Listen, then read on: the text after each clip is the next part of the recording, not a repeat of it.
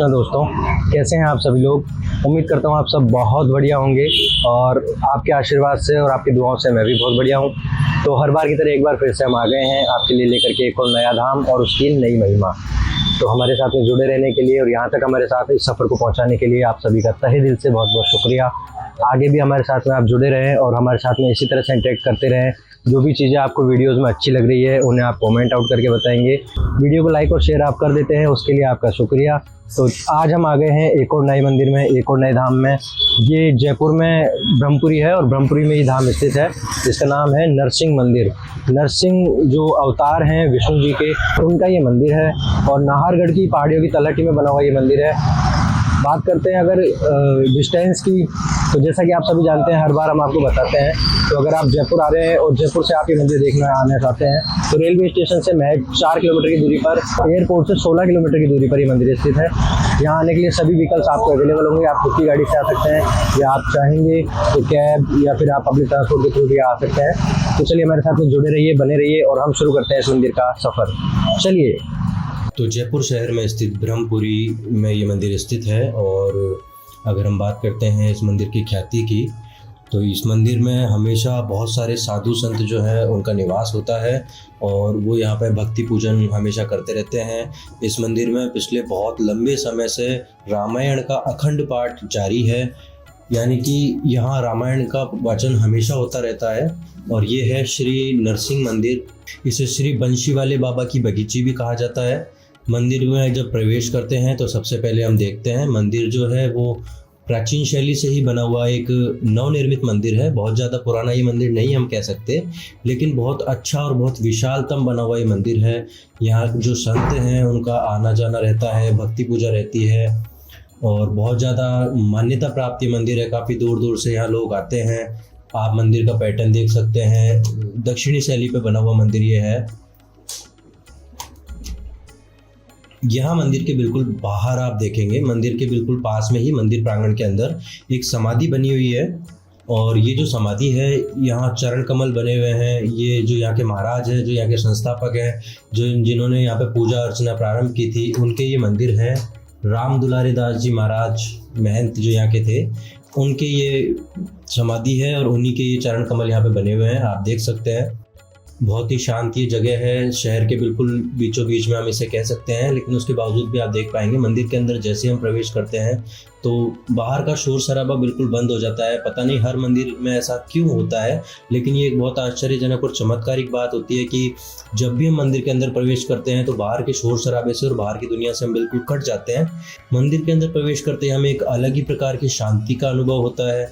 यहाँ दैनिक जो भक्तगण हैं वो काफ़ी सारे होते हैं, आसपास के लोग भी होते हैं। ऊपर मंदिर के प्रवेश द्वार पर हर बार हर मंदिर की तरह गणेश जी की प्रतिमा लगाई हुई है। गणेश जी की प्रतिमा हर मंदिर के बाहर इसलिए लगी होती है क्योंकि ऐसी हिंदू मान्यताएं हैं कि प्रथम जो पूजा होती है, किसी भी पूजा का प्रारंभ जो होता है वो गणेश जी की पूजा से किया जाता है। विनायक जी, गणपति जी की पूजा से वो प्रारंभ किया जाता है। तो इसीलिए प्रत्येक मंदिर में हमेशा आप देखेंगे कि जो मंदिर का एंट्रेंस होता है या जो गर्भगृह का एंट्रेंस होता है, वहाँ ऊपर हमेशा गणेश जी की प्रतिमा आपको लगी हुई देखने को मिलती है। यहाँ से जब हम अंदर प्रवेश करते हैं तो सामने मंदिर का बहुत ही विशाल प्रांगण हमें देखने को मिलता है।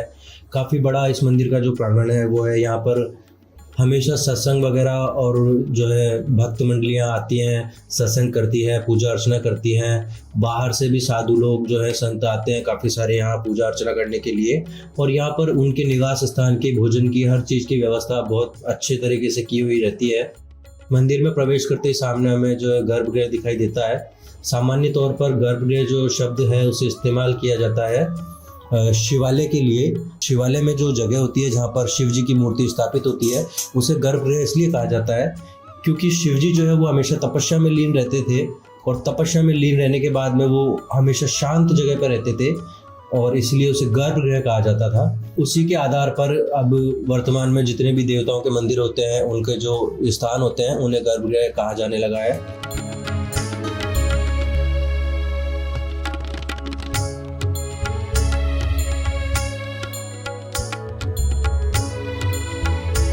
यहाँ मंदिर के अंदर प्रवेश करते हुए प्रांगण में हम देखेंगे श्री पीताम्बेश्वर महादेव जी का जो परिवार है उसे स्थापित किया गया है। और जैसा हर मंदिर में हमें देखने को मिलता है, हर मंदिर में कुछ ना कुछ ऐसा होता है जो बाकी मंदिरों से उसे अलग बनाता है। यहाँ हम देखेंगे तो शिवालय में जो परिवार बनाया गया है उसके साथ में ही एक और मूर्ति यहाँ स्थापित है जो इसे बाकी जगहों से थोड़ा सा अलग बनाती है। और ये मूर्ति हम देख पाएंगे, ये मूर्ति जो है वो है कछुए की मूर्ति। सामान्य रूप से कछुए को जो है वो लक्ष्मण जी का अवतार माना जाता है।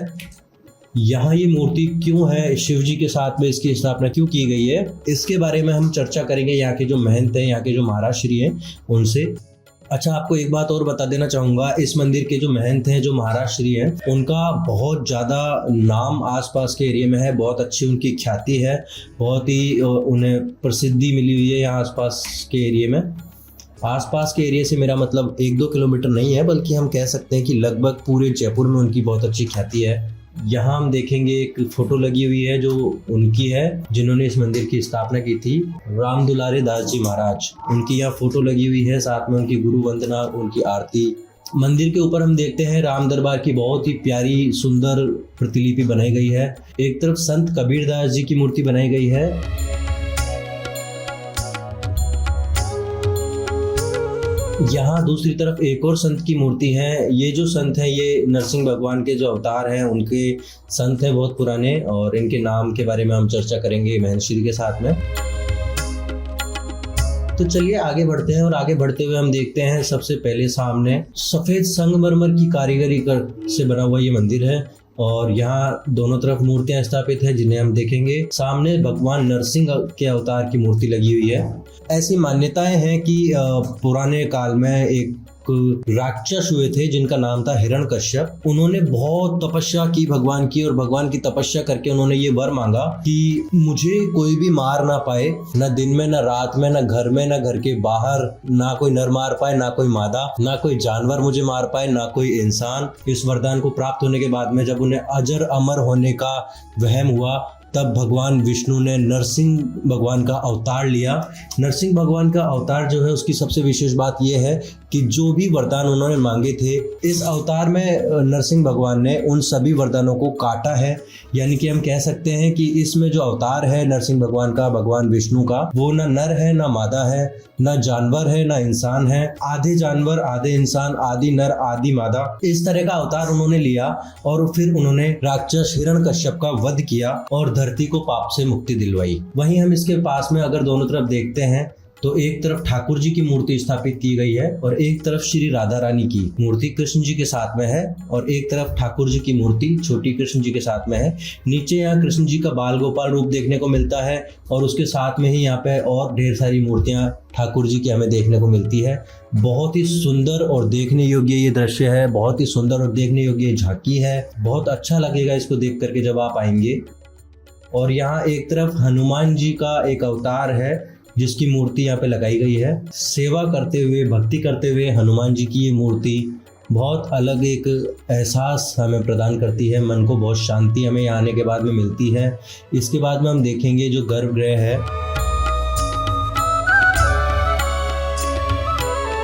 उसके चारों तरफ एक परिक्रमा चक्र बनाया गया है। जो भी भक्तगण यहाँ आते हैं पूजा अर्चना करने के लिए, उनकी व्यवस्था की गई है परिक्रमा करने के लिए। तो यहाँ हम परिक्रमा करेंगे। आइए आप हमारे साथ में बने रहिए, और इस वीडियो के माध्यम से आप वास्तविक दर्शन का फल प्राप्त करें।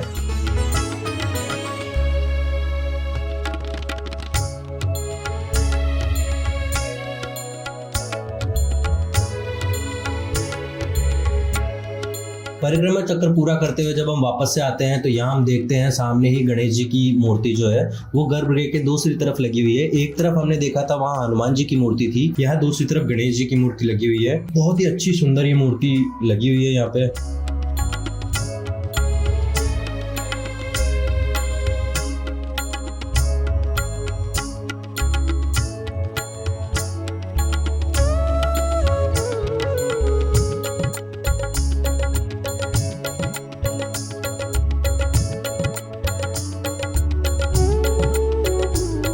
इस गर्भगृह के दर्शन के बाद में हम मन को आनंदित करके, भक्ति करके जब आगे बढ़ते हैं तो यहाँ हम देखेंगे एक महाराज श्री हैं, एक संत हैं जो रामायण का पाठ कर रहे हैं।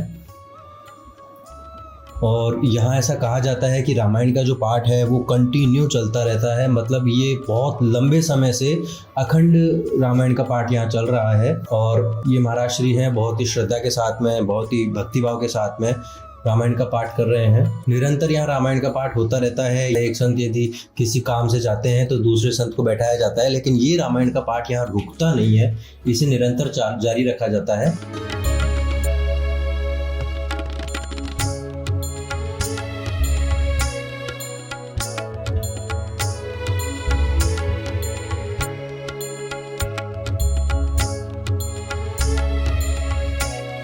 वहीं आप देखेंगे जहाँ रामायण का पाठ हो रहा है वहीं पे एक और गर्भगृह है, जहाँ आप देखेंगे भगवान हनुमान जी की खड़ी मूर्ति लगी है।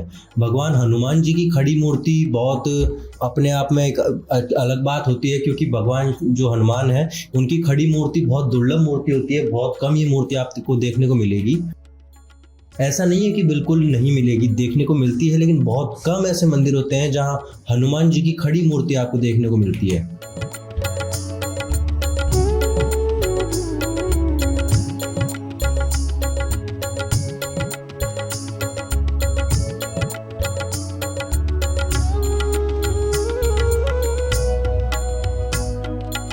यहाँ इस मूर्ति के दर्शन करते हैं, उसके बाद में आगे चलते हैं तो मंदिर के दूसरी तरफ इसी तरह का एक और गर्भगृह है छोटा, जहाँ पर कितने संत यहाँ पुराने हुए हैं वो सब आप यहाँ पे देख सकते हैं। अभी जो महाराज श्री है उनसे पूर्व जितने भी महाराज थे उनकी फोटो यहाँ पे लगाई गई है।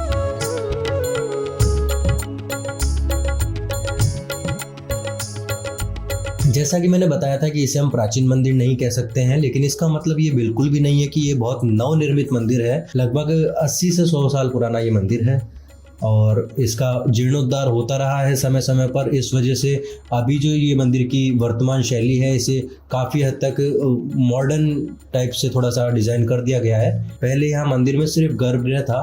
यहाँ के जो महंत हैं उनकी ये आसन बनाया हुआ है, यहाँ पे वो विराजमान होकर के भक्ति करते हैं और अपने भक्तगण जो हैं उनकी सेवा अर्चना करते हैं।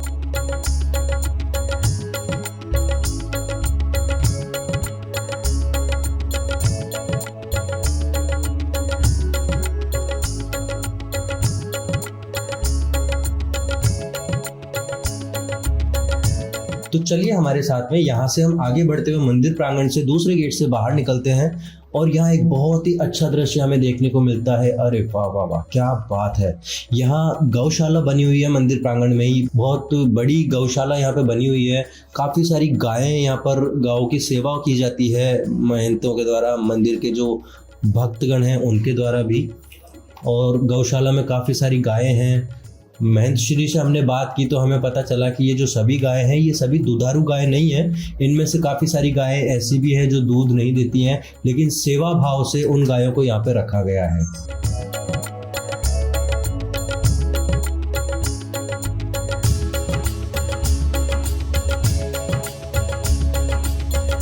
तो इसके साथ ही चलिए हम अब कोशिश करते हैं महंत श्री से इस मंदिर के बारे में कुछ और जानकारी लेने की, मंदिर के बारे में कुछ और जानने की। तो हम आपको महंत श्री के साथ में कनेक्ट करते हैं। चलिए बने रहें हमारे साथ। महाराज को प्रणाम। सादर जय सीताराम। महाराज हम यहाँ पे मंदिर में आए थे, हमने मंदिर देखा। हमारे जो दर्शक हैं वो थोड़े से क्यूरियोसिटी है उनको इस मंदिर के बारे में जानने की। काफ़ी विशेष जो है ये मंदिर लगता है, और कौन से भगवान का ये मंदिर है और कौन से अवतार हैं वो आप थोड़ा सा हमारे दर्शकों को बताने का कष्ट करें। ओम नमो नृसिंहाय। मैं महंत अवधेश दास, श्री नृसिंह मंदिर बलसीवा बगीची, पुरानी बस्ती जयपुर में यह आश्रम स्थित है। शुद्ध नृसिंह पीठ है। यहाँ पर साक्षात भगवान श्री हरि के अवतार ठाकुर श्री नृसिंह देव जी सदा विराजमान है, जो कि विरक्त के रूप में नृसिंह भगवान की यहाँ पर सेवा पूजा चल रही है, अपरस की सेवा है।